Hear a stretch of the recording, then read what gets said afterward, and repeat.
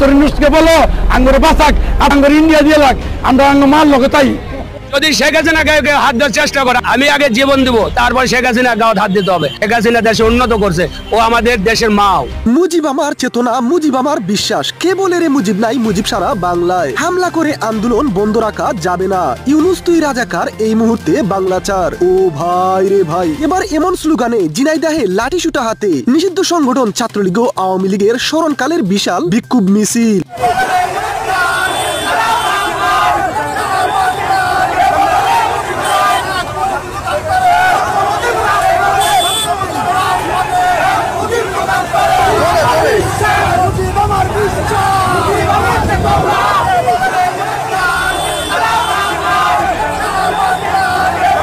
ভাই রে ভাই, আওয়ামী লীগ ও ছাত্রলীগকে নিষিদ্ধ করে যে আন্দোলন দমিয়ে রাখা যায় না, আবারও প্রমাণ করে দিল আওয়ামী লীগ। তাই নিজেদের অস্তিত্বের জানান দিতে বিভিন্ন জায়গায় বেশ সরব হয়ে উঠেছে নিষিদ্ধ সংগঠন এই দলটি। তাই এবার ঝিনাইদহে লাঠি সুটা হাতে ইউনূস হটাও দেশ বাঁচাও স্লোগানে বিশাল বিক্ষোভ মিছিল করেছে আওয়ামী লীগ ও ছাত্রলীগের নেতাকর্মীরা। বিক্ষুব্ধ নেতাকর্মীদের সাফ একটাই কথা, এদেশে হয় ইউনূস ও তার সমন্বয়করা থাকবে, না হয় আমরা থাকবো।